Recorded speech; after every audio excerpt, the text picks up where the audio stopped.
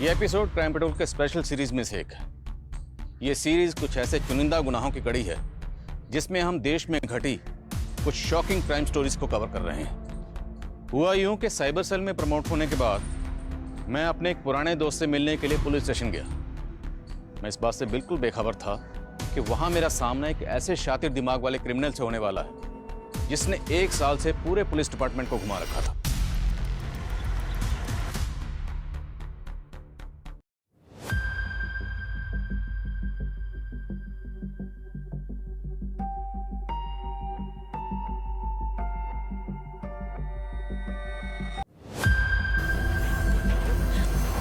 बचाओ मुझे। 29 जुलाई 2019 की सुबह कोलकाता एयरपोर्ट की भीड़ में एक चेहरा था जो किसी को भी पहली नज़र में सामान्य लगता। कोई भी उसे पहली बार देखता भावुक हो जाता, लेकिन किस्मत उसके लिए बहुत ही गलत लिख चुकी थी। 32 साल की पूजा सिंह डे, एक ऐसा नाम जो बाद में कई शहरों की पुलिस फाइलों में गूंजने वाला था। उस दिन उसने बेंगलोर के लिए एक फ़्लाइट पकड़ी थी, बिल्कुल हर रोज़ की तरह, जैसे वो अपने इवेंट मैनेजमेंट के काम के लिए अक्सर ट्रैवल किया करती थी। कभी मॉडलिंग की दुनिया में चर्चित रही पूजा ने शादी के बाद कोलकाता में बसकर अपना नया जीवन शुरू किया था, लेकिन करियर की चमक अभी भी उसके हर फैसले में दिखाई दे रही थी।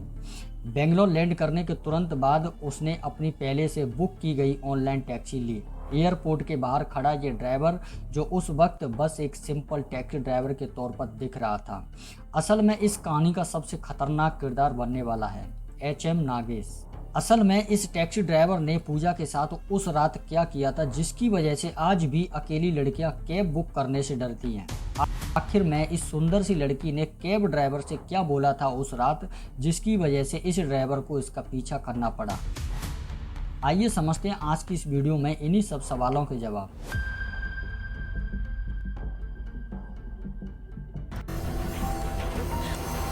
बचाओ मुझे। 32 साल की पूजा सिंह डे ने एक दिन उसने बेंगलोर के लिए फ़्लाइट पकड़ी थी, बिल्कुल हर रोज़ की तरह, जैसे वो अपने इवेंट मैनेजमेंट के काम के लिए अक्सर ट्रैवल किया करती थी। उस वक्त पूजा को नहीं पता था कि ये छोटी सी मुलाकात उसकी ज़िंदगी को हमेशा हमेशा के लिए ख़त्म कर देगी। टैक्सी में बैठकर पूजा उससे नॉर्मल बात करती है क्योंकि ड्राइवर उसे अच्छा और सरल मददगार इंसान लगता है। इसलिए पूजा इस बात से बिल्कुल अनजान है कि जिस इंसान से वो बात कर रही है हकीकत में वो इंसान नहीं है, थोड़ी देर में एक राक्षस बनने वाला है। पूजा को अंदाज़ा नहीं था कि इस बातचीत की कीमत उसे अपनी जान देकर चुकानी पड़ेगी। जान तो देगी, पर जान देने के साथ साथ इस पूजा के साथ और भी बहुत गलत होने वाला है। बातचीत करने के बाद पूजा उससे 2 दिन बाद की वापसी की ऑफलाइन टैक्सी डील कर लेती है। 31 जुलाई को होटल से एयरपोर्ट ड्रॉप करना है और 1200 रुपये का फिक्स किराया कर लेती है। बहुत से लोग ऐसा करते हैं और इससे ड्राइवरों को भी अच्छा फ़ायदा होता है। पूजा ने भी यही सोचा। उसे लगा ये बस एक सिंपल और आसान अरेंजमेंट है, कोई बात नहीं। 31 जुलाई की सुबह पूजा होटल से अपने पति को कॉल करती है कि मैं अभी निकल रही हूँ, दोपहर तक कोलकाता पहुँच जाऊँगी। आवाज़ बिल्कुल नॉर्मल थी, बिल्कुल वैसी जैसी एक पत्नी अपने पति को घर लौटते वक्त करती है। यहाँ तक सब कुछ ठीक चल रहा था, लेकिन असल में ठीक कुछ नहीं था। टैक्सी आती है, पूजा बैठती है और इसी क्षण उसके जीवन की आखिरी यात्रा शुरू हो जाती है। उस दिन दोपहर तक उसे कोलकाता पहुंचना था, लेकिन शाम ढलने लगी, रात हो गई और पूजा नहीं पहुंची। उसके पति के कॉल लगातार पूजा के दोनों फ़ोनों पर आ रहे थे, लेकिन दोनों फ़ोन स्विच ऑफ। ये वही समय था जब उसके पति को पहली बार लगा कि कुछ तो गड़बड़ है। घबराते हुए पति ने उसके हर दोस्त से फ़ोन पर बात की, हर उस शख्स से जिसके साथ पूजा का कोई भी प्रोफेशनल कनेक्शन था, लेकिन किसी को कुछ नहीं पता था।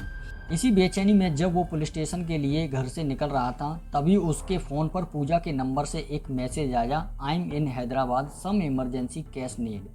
कुछ सेकंड के लिए पति को लगा कि शायद कोई अचानक काम आ गया होगा, लेकिन मैसेज की भाषा देखकर उसका शक डर में बदल गया। पूजा की इंग्लिश हमेशा परफेक्ट थी और वो मैसेज टूटी फूटी इंग्लिश में था।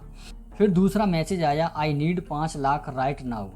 अब साफ हो गया कि फ़ोन पूजा के पास नहीं था, उसका फ़ोन कोई और यूज कर रहा था। उसके बाद पूजा के हस्बैंड सीधे पुलिस स्टेशन पहुंचे। उसे लगा अब पुलिस तुरंत बेंगलोर पुलिस से संपर्क करेगी, कॉल डिटेल्स निकालेगी, सीसीटीवी निकालेगी, लेकिन ऐसा कुछ नहीं था।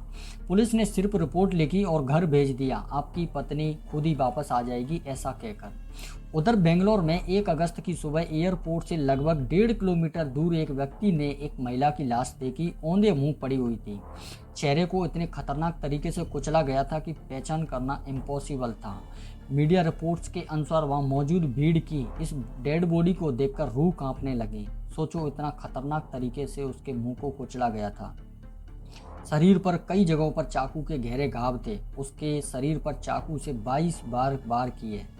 किसी ने पूरी क्रूरता के साथ उसके अस्तित्व को मिटाने की कोशिश की थी। पुलिस ने डेड बॉडी को पोस्टमार्टम के लिए भेज तो दिया, उससे उसके पहचान पत्र नहीं मिला, कोई मोबाइल नहीं, कोई भी ऐसा नहीं मिला था जिससे देखकर कहा जा सके कि वो कौन थी। लेकिन पुलिस को अंदाजा था कि वो एक सामान्य लाश नहीं थी। पोस्टमार्टम रिपोर्ट ने बताया कि 24 घंटे से 48 घंटे के बीच इसकी मौत हुई है। यही वो समय था जब पूजा गायब हुई थी। लेकिन जब तक कोई मिसिंग रिपोर्ट कनेक्ट नहीं होती, पुलिस आगे नहीं बढ़ सकती।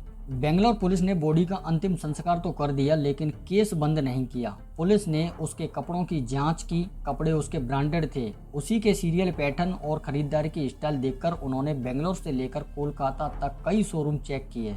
आखिरकार एक ट्रेल मिला। उस ड्रेस का पैटर्न कोलकाता के एक स्टोर का था। पुलिस कोलकाता पहुंची और मिसिंग रिपोर्ट चेक करते हुए पूजा सिंह डे के पति तक पहुंची। फोटो देखने पर परिवार ने पुष्टि की कि हाँ, यही पूजा है। अब पुलिस की नज़र वापस बेंगलोर एयरपोर्ट के सीसीटीवी पर गई। फुटेज में पूजा एक टैक्सी में बैठते हुए नजर आती है। वो वही ऐप कैब थी जिसे उसने 29 जुलाई को बुक किया था। टैक्सी नंबर से ड्राइवर की डिटेल्स मिली, HM नागेश। और सबसे चौंकाने वाली बात तो ये है कि उस दिन के बाद नागेश ने एक भी राइड नहीं ली थी। उसका मोबाइल नंबर ट्रैक हुआ और उसे गिरफ्तार कर लिया गया। पहले तो वो मासूम बनने की बहुत कोशिश कर रहा था। उसने कहा कि मैंने 29 तारीख को पूजा को होटल छोड़ा, फिर वो कहाँ गई मुझे नहीं पता। लेकिन जब पुलिस ने होटल का सीसीटीवी दिखाया, उसमें 31 जुलाई की सुबह वही ड्राइवर पूजा को पिक करते हुए दिख रहा था, तो उसकी झूठ की दीवार टूट गई। पुलिस ने सख्ती से बर्ताव किया। आखिरकार नागेश की झूठ का खुलासा हो गया और उसने जो कहानी बताई वो किसी भी इंसान को अंदर तक हिला दे। उसने बताया कि पहली बार जब उसने पूजा को टैक्सी में बैठते देखा तो 2 महंगे मोबाइल, ब्रांडेड कपड़े, पर्स, तो उसके मन में लालच आ गया। उसे लगा कि ये महिला बहुत अमीर है, इसे लूट कर वो बहुत पैसा कमा सकता है। क्योंकि 31 तारीख की राइड ऑफलाइन थी, उसका कोई ऑनलाइन रिकॉर्ड नहीं था। नागेश को लगा कि वो बच जाएगा। टैक्सी ड्राइवर ने पूजा को होटल छोड़कर पूरा प्लान तैयार कर लिया। उसने पहले से टैक्सी में चाकू रख लिया था। जैसे ही पूजा अपनी यात्रा शुरू करती है, वो उसे एक सुनसान इलाके की तरफ मोड़ देता है। चाकू दिखाकर उसके फ़ोन, कार्ड, पर्स छीन लेता है। उसे लगा हजारों लाखों कैश मिलेगा, लेकिन पूजा के पर्स में सिर्फ 500 रुपये निकले। इससे उसका गुस्सा और बढ़ गया। पूजा ने उसे धमकाया, मैं पुलिस में शिकायत करूंगी, तुम जेल चले जाओगे। नागेश डर गया और डर के साथ लालच मिलते ही दिमाग पूरी तरह राक्षस बन गया।